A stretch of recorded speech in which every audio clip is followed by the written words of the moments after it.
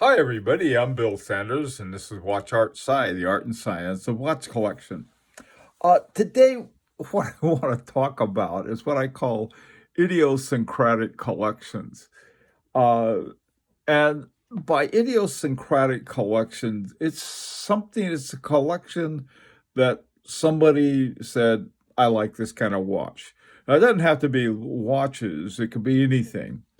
And the whole idea of what's collectible is I don't know. I've seen the term used by people selling watches and saying, oh, these are collectible. Well, anything is collectible. I mean, depending on your resources. And uh, when I started collecting watches, I heard about Rolexes and Omegas and Tag Heuers and Patek Philippe's and Vacheron, the usual suspects, as they might say. And uh, so, I was looking at those kinds of watches, probably like everybody else, and I saw this one guy's collection is it with all of these really colorful watches. They were originally from the 1980s, mid 80s, and they were called Tag Heuer Formula Ones, and they came in two different flavors, quartz or automatics. And I don't know what these guys collected, but this guy had this big collection of these Tag Heuer Formula Ones, and he was talking about how happy he was when he found one that was available. He didn't have in his collection.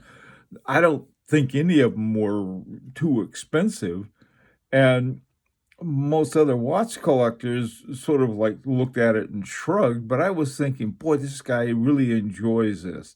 He found something he really likes, he can afford, more power to him. So, anyway, so this is sort of an introduction. Now, I have my own idiosyncratic collection based on a Jacques 736. Okay, for those of you who don't know the story behind Jacques around early 2000s, 2001, 2002, that era, and eventually in 2003, there's this company called Jacques KSA. And the guy ahead of it was a gentleman named Jean-Pierre Jacques. Right? So, anyhow, he was an assembler more. He would buy iboshes from different companies and then put together movements. And then with these movements, he'd sell them to other watch companies who just wanted to, plug and play pretty much what, what the pretentious watchmakers like myself like to do. So he had this one that was a shape movement. And I asked a lot of people about it, people who even knew Jean Pierre about the movement, including the guy who I don't know. It's something. There's some discretion about what one can say in the book in the watch business, and that was Roland Murphy, RGM. He's the head of RGM. He had a watch made with this movement, and he had bought I don't know how many, and then came out with a watch in it, and it sold out. And then several years later, he came out with another one, also using movement, and it also sold out. And I just thought, well, gee, I wonder what movement was used if he bought iboshes and put these shaped movements together. That was interesting.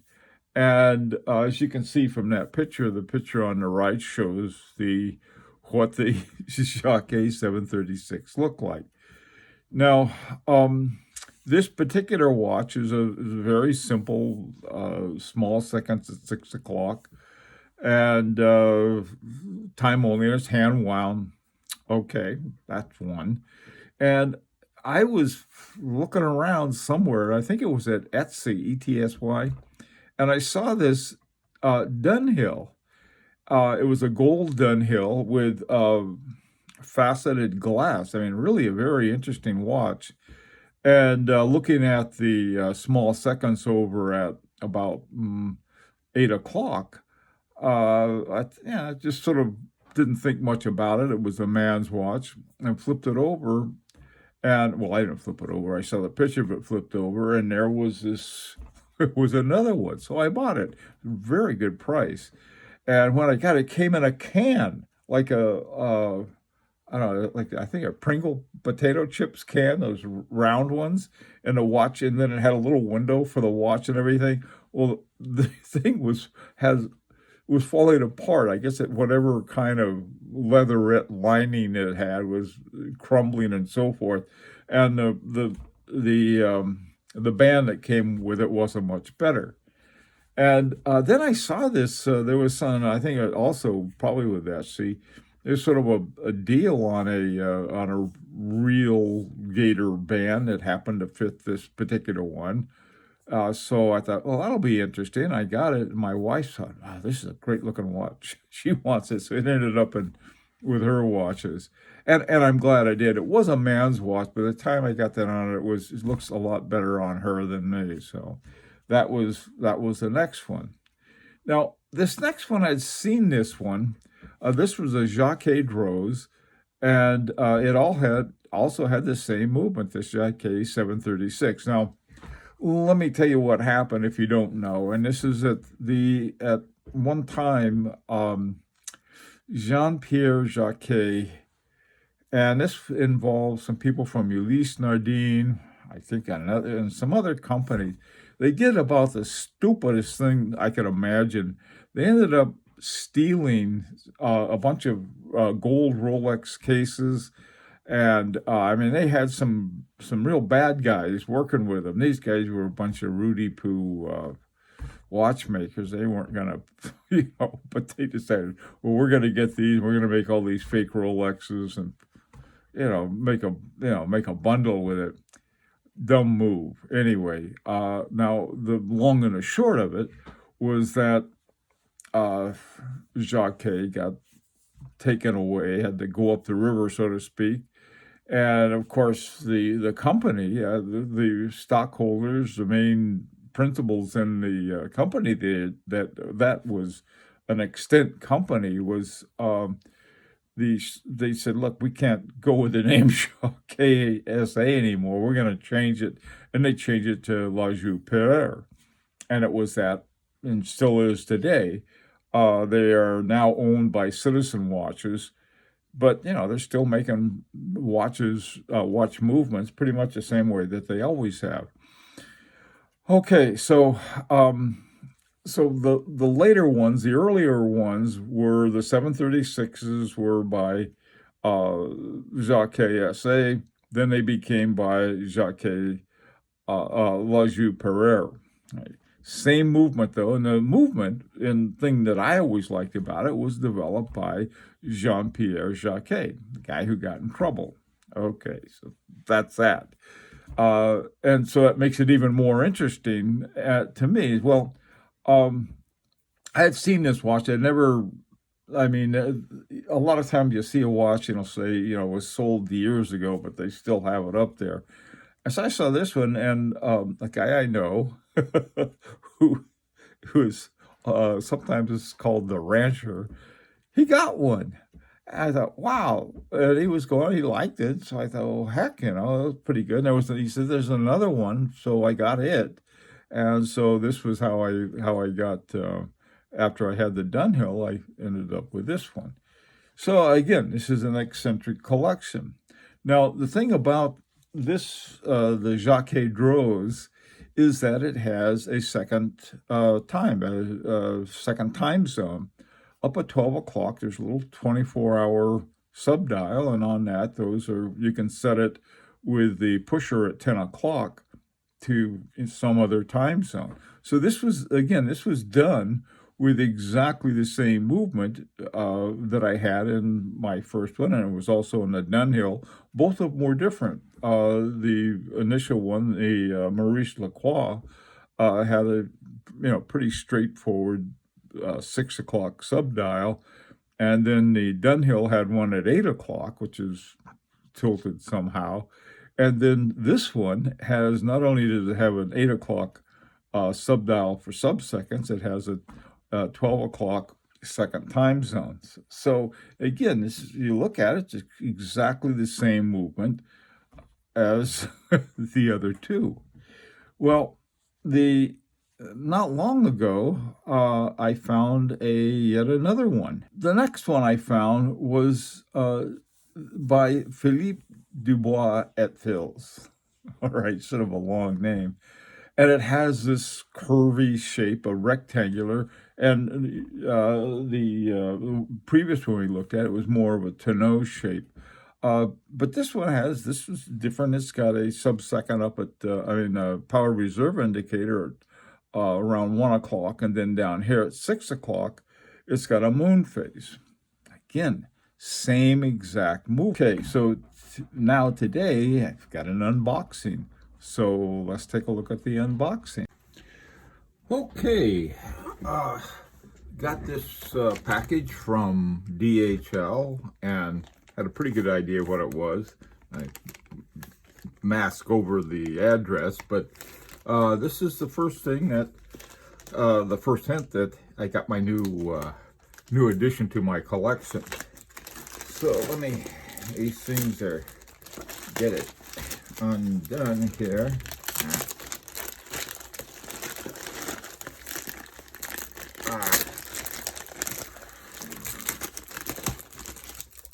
And let's see, get my box opener. Let's see, get this guy undone.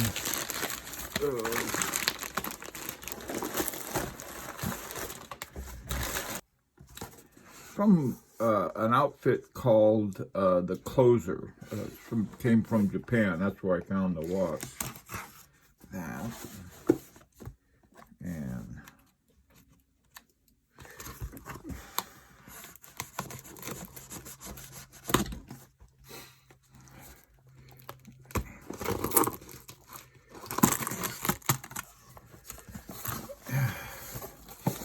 and in here, somewhere in here, is a lot of bubble wrap. So I think it's nothing but bubble wrap.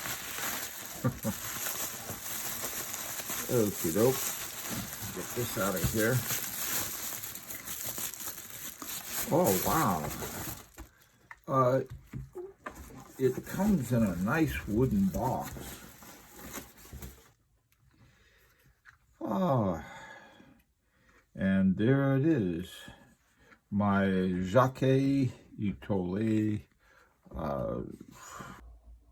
Okay, so now I've got my, I guess, gee whiz, it'd be my fifth watch that has again the same movement, and it's a nice size. I like the size of this one. It's a little bigger than the other ones, and put this guy on. The other ones seem to be just a little smaller, but this one's a good size for a watch. Love the looks of it, the fonts and everything else. Jacques KSA Estes Park. Here's the thing about this. As a collector, I don't want to spend a lot of money on watches. And all of these are, I don't even know, like most expensive one was like 3,000 maybe, something like that. That's it. This one was only like 13, I think, 1,300. And so you can have a collection. And the other part is, or the good part, most other people don't want them. They could care less. And so you got your own collection. It's idiosyncratic, I guess, but it's fun.